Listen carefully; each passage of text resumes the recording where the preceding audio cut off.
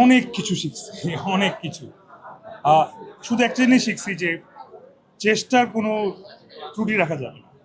চেষ্টা সবসময় চালায় যেতে হবে এবং এখানে কেউ জিতে গেছে বলে কোনোদিন হয় না। এখানে কেউ আজকে জিতবে, কেউ কালকে জিতবে, কেউ পরশু জিতবে, এটাই ভাবি, এটা নিয়ম এটাই। তো অ্যাওয়ার্ড শোতে আসতে তো ভালো লাগে অবশ্যই, কারণ অ্যাওয়ার্ড পাওয়ার একটা সম্ভাবনা থেকে যায়, এই সম্ভাবনাটাই অনেক। আমি জাস্ট আজকে দেশে ফিরলাম, আমাদের ব্যাচেলার পয়েন্টের একটা দেশের বাইরের এপিসোড শুট করে আসছি আমরা। তো ওটা এবার আমরা নেপালে ধারণ করলাম। ওটা এবার ঈদে স্পেশাল এপিসোড চ্যাপ্টার হিসেবে আসবে। আশা করি সবাই দেখবেন, ভালো লাগবে। এই প্রশ্নটা অনেক ভাস্ট একটা প্রশ্ন। আজকে এরকম যত আপনারা সবাই মিলে আছেন, এই প্রশ্ন সবাইকে মানে প্রত্যেককে আমি এক একবার ব্যাখ্যা করছি।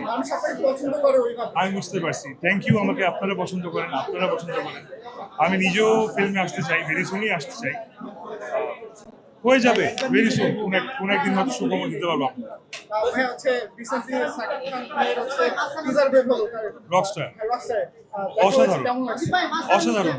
বিকজ আমি নিজেও মিউজিক করতাম এক সময়, অ্যান্ড এরকমই কিছু আশা করেছিলাম একটা ট্রেলার থেকে, যেটা আসলে রকস্টারকে রিপ্রেজেন্ট করবে। আমার যারা ফ্রেন্ডরা এখনো মিউজিক করে, তারা নিজেরা প্রত্যেকে দেখলাম ট্রেলারটা শেয়ার করেছে। সো আছে না যে চরিত্রটা ধারণ করেছে সেটা সবাই বিশ্বাস করেছে। ইটস ভেরি ইম্পর্টেন্ট, অ্যান্ড উনাকে নিয়ে আসলে বলা নতুন করে কিছু।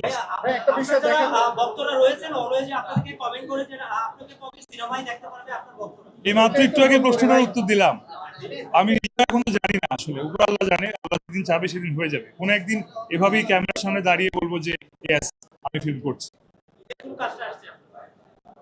ঈদের নাটক আসবে, এই তো নাটক, কয়েকটা নাটক, বেশ কয়েকটা নাটকের শুটিং করলাম, সেগুলো আসবে। ব্যাচেলার পয়েন্টে একটা স্পেশাল চ্যাপ্টার শুট করে আসলাম নেপালে, সেটা আসবে। এই তো বড় প্রশ্ন। চক্র 3 তো অলরেডি অ্যানাউন্স করা হয়েছে, ডিসেম্বর 31 রিলিজ হবে।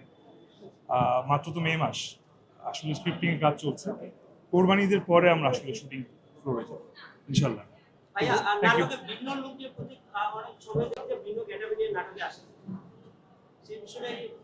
ভিন্ন গেটাপে আসা উচিত না, একই রকম গেটাপে আসা উচিত সবসময়।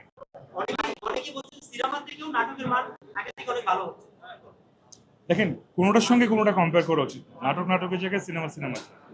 অনেক সিনেমা আছে হয়তো যেটা নাটকের চোখ কম মানের হতে পারে, আবার অনেক নাটক আছে অনেক সিনেমার চেয়ে ভালো মানের, তো কমপ্লিটলি আলাদা।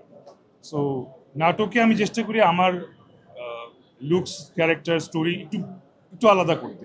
নিজেই একসময় একরকম কাজ করেছি, এখন চেষ্টা করছি ভিন্ন কিছু করার, যাতে মানুষ আসলে আমাকে আপনাদের মতো ভেরি সুন সিনেমা দেখতে। Thank you everyone.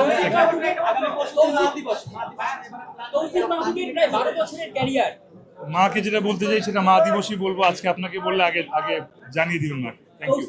প্রায় 12 বছরের অধিক সময় ক্যারিয়ার, এখান থেকে সে কি শিখলেন? কি শিখলেন? অনেক কিছু শিখছি, অনেক কিছু। শুধু একটা জিনিস শিখছি যে চেষ্টার কোনো ত্রুটি রাখা যাবে না। চেষ্টা সবসময় চালায় যেতে হবে এবং এখানে কেউ জিতে গেছে বলে কোনোদিন হয় না। এখানে কেউ আজকে জিতবে, কেউ কালকে জিতবে, কেউ পরশু জিতবে, এটাই ভাবি, এটা নিয়ম এটাই।